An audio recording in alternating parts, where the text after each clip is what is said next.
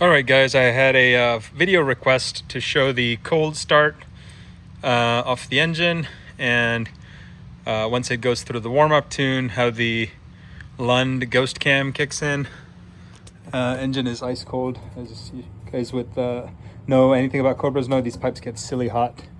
Car has not been started in about 3 or 4 days.